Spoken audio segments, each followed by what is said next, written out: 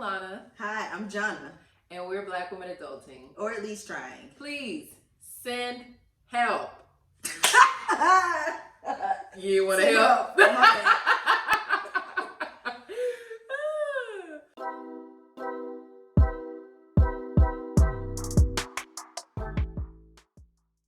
So today we are back with another edition, another episode, another series. There we go. Episode of the series. Yeah, of How to Adult. Yeah. We are talking today about boundaries or boundaries, whatever you say. So first things first, how do you pronounce boundaries? Because I say it correctly. She says it like with a British accent because I looked it up, and here in America we say boundaries. It's boundaries. Boundaries. No. Boundaries. No. Okay. So anyway, we've accepted that we say it differently. We do, and that my way is the correct way. Yeah. So we're going to talk about this in 4 separate topic areas, kind of. And we're going to discuss, we polled some of our friends. Yep. And we got their responses, and then we'll talk about how we do this or don't in our own lives. Yes.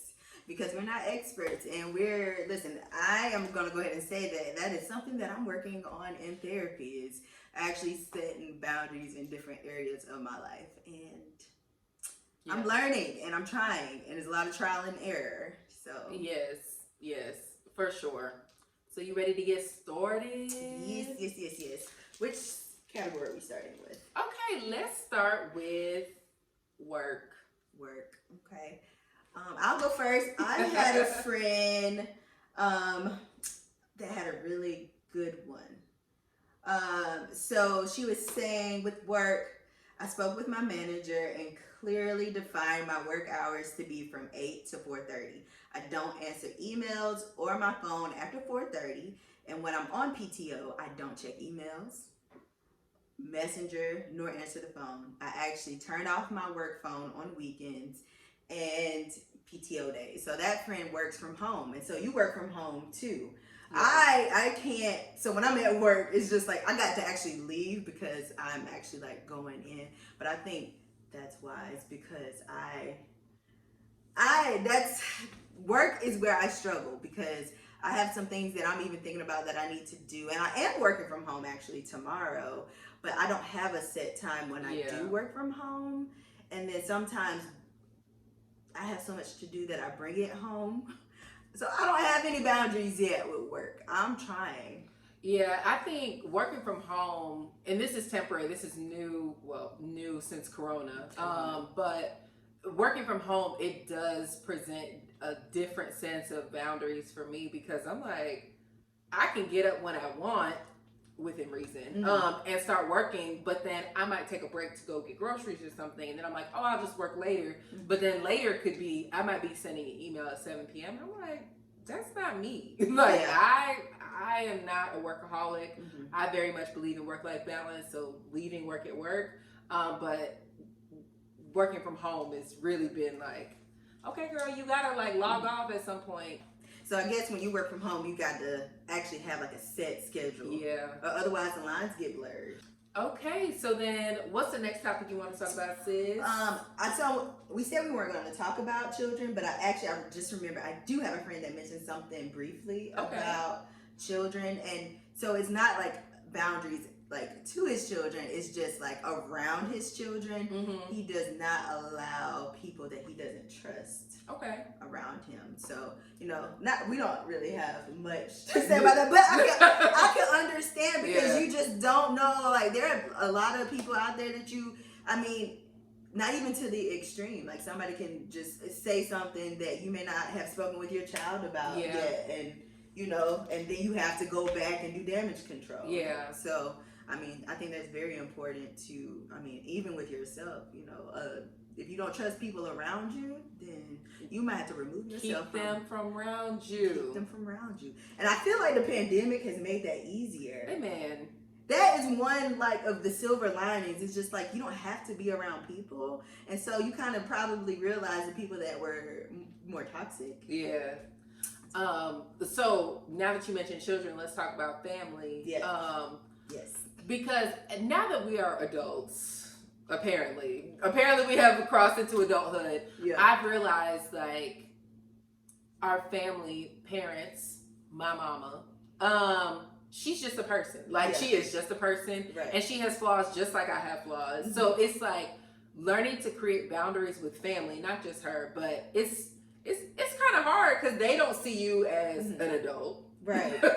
So it's like I'm trying to learn how to create those boundaries with my family and also still keep that same loving, open thing that we have going on, but it is not easy. Right.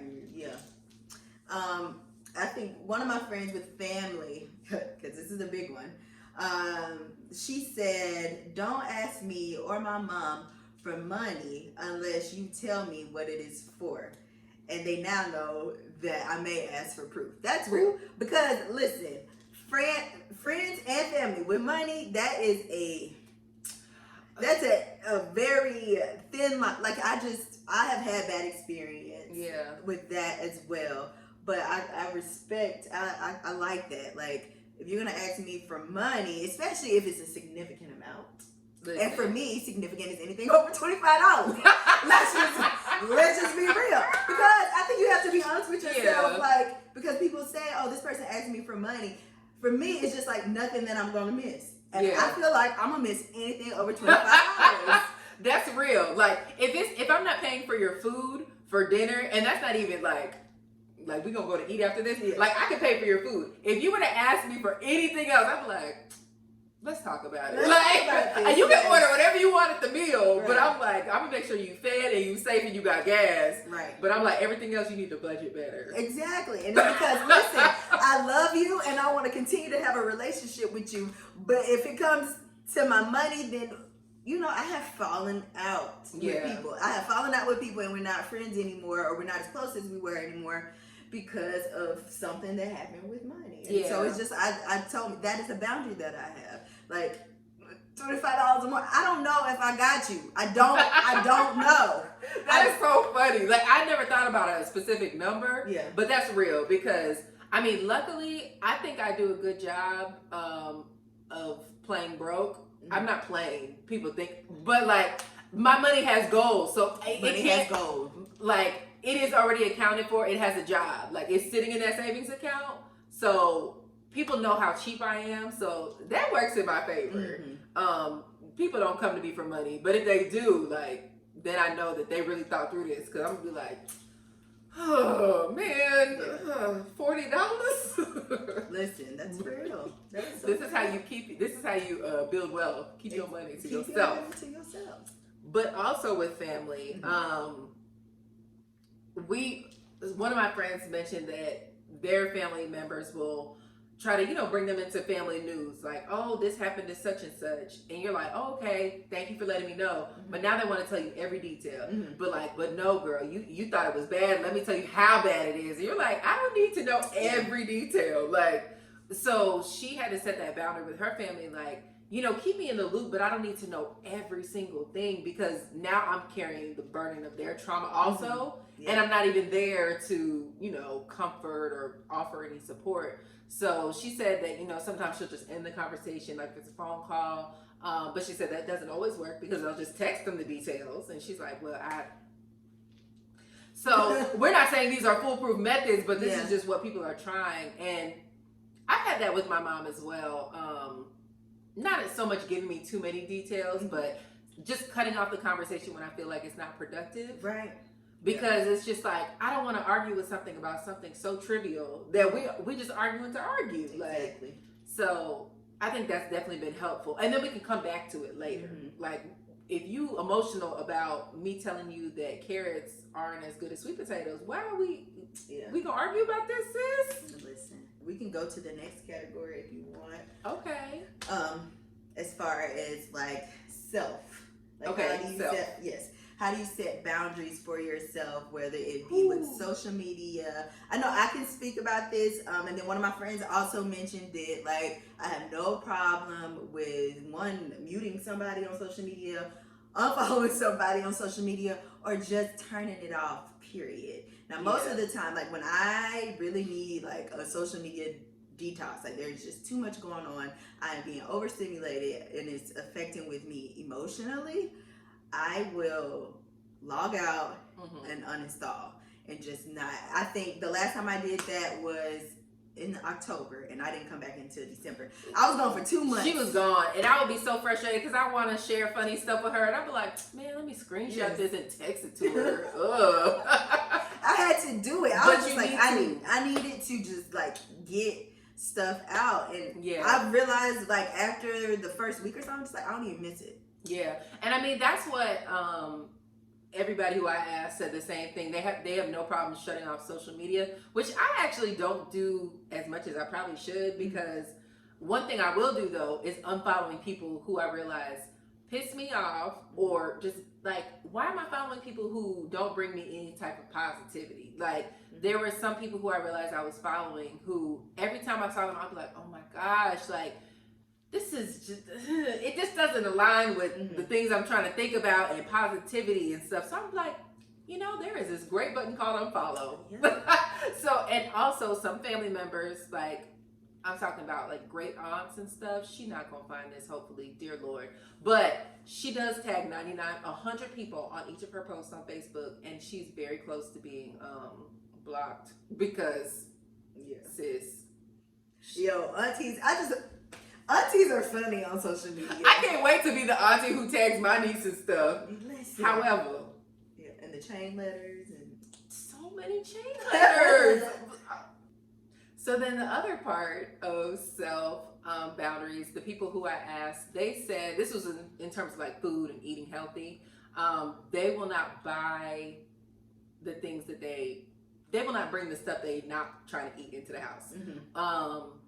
And so, but they'll still eat it. They just, when they want it, they got to go out and get it. You got to work for it. They got to work for it. So it's like, do you really want it? Because are you going to go out the house at 10 p.m. to go get your treat, or are you going to wait till the next day? So I think that's reasonable also, because you're not saying I'll never have it, but it's just like, okay, I need to make an effort to go get it. Let's see. I do have friends that mention emotional boundaries. Someone said if a situation has upset me emotionally to the point that I'm on 10, I won't address it at that moment. I schedule a time to address the situation so that I don't say something that I can't take back. That's smart. Yeah. Because I think those emotions, like, sometimes you have to take it out of the situation, because it might be you. Like, it might be your own self. They could have triggered something in you that it's like, that wasn't even their intention, but you might need to process that first. And I think having that boundary is smart, because we ain't trying to fall out over dumb stuff. Right.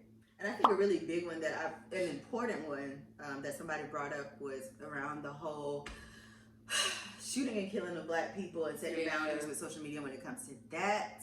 Listen, y'all, because sometimes I allow myself to go to that very, very dark place, and I mean, it's kind of hard, like, not to. Yeah. Because I mean, you're seeing people that look like you, or look like people that you know, being killed, or hearing about it, and it can be a lot. And it's just like, I remember one time my friend posted a video of her son, and that just made me feel so much better. Like, because he was just walking around and playing. I was just like, I needed that. I didn't realize, like, how heavy I felt. So to stumble across that was great. But I probably, sometimes, you may just need to watch a cartoon or something. Yeah. Find a show that brings you that. It's stupid and makes you happy. Yeah, and that's one thing. Like, I try to avoid Black trauma as entertainment. Like, because I think that is a big thing and not just like entertainment, but like the fact that the videos of these killings will go viral and people will actually watch them. Why are we watching this? Like, and I know it's for information purposes, but reading the text is enough for me. Yeah. That already makes me emotional. Right. So I know for me, I cannot watch anything. Like, even if they live, I don't need to watch that. It's too much for me. I don't sleep well if I watch it. Like, so I have to cut that off. And I try not to send it to people, because I had gotten, like, because my husband's not on social media like that, so I would send him like, oh, he doesn't know this. I mean, he eventually, because he does like go and read up on the news. So it's just like, okay, let him Yeah. find that out on his own, or ask him when he gets home. But I really Yeah. need to be more intentional about not sending the latest shooting or the latest killing to Yeah. someone else, because then I may be crossing boundaries with them that they have set for themselves. Yeah, for sure. So now that you brought up your husband, let's talk about relationships. I almost forgot about that one. Yeah, no. So that was one thing somebody mentioned, is they vocalize their needs and their wants. That's one way that they set boundaries, because as you said, with sending the information to somebody, I think a good boundary, like if your husband were to say, like, don't send me that, please, because Right. it's too much. Mm-hmm. Like, that's what that's what my friend said she's doing as far as her boundaries. And then if they continue to do it, then you address it then. But she said sometimes she would be getting upset with people for doing things that she had never set out, like, please don't do X, Y, Z, because it's whatever. Right. So that's a good one. For sure. I'm trying to think of boundaries that I have in my marriage. I feel like we were talking about one earlier, but I can't remember. Well, not even in your marriage, but I will say you did one recently. You just said, like, hey, I'm not really available to talk right now. You can just text me. And I was like, bet. I still called you because it's such a habit. But then I had to tell you, I was like, please ignore me. Yeah. Like, I just be bored because I'm home. Yeah. But I think that was really smart and such growth. Come on, growth. Y'all, therapy. Y'all get into it. Listen, because sometimes you do feel like, oh, you need to be available, but you may not be emotionally. So you do need to set boundaries within your friendships, your relationships, your marriages. I mean, and that was a big thing for me. Like with my therapist, she was just like, yeah, even in your marriage, you need certain boundaries. And so I was just like, okay. I mean, and that's interesting. Like, you said that, and I was like, why would you have boundaries in your marriage? But then I'm like, you have boundaries when you're dating somebody. Exactly. Like, just because you're married doesn't mean that, like, all those boundaries are gone. Exactly. Like, no. Yeah. And I can't remember what we said earlier. The closed door. Oh, yeah. So, I mean, and some people are really, really cool with, like, having their door open when they're using the restroom, talking to somebody. But that's just one thing that, like, me and my husband just like, listen, if you're in the bathroom and the door is closed, just, leave me be. We're good. Like, I don't need to go in, don't need to say anything. So that's like one boundary for sure that I can think of. That's so real. Because some people do not respect that boundary. Like, leave me be. Yeah. Because, I mean, any other closed door, I don't really think we think too much about it. And, like, once again, this is just for us. So, but that's just like one, if that bathroom door is closed, then we just let that person be. Yeah. And I feel like that's so important because, child, I just might be in there picking a chin hair, but let me have my privacy. Let me have my privacy. That's it.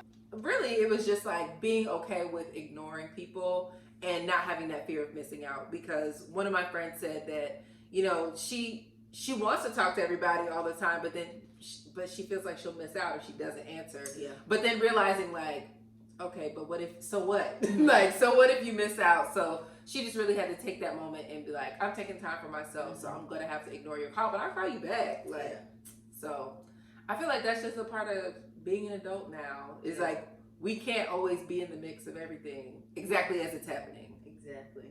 Yeah.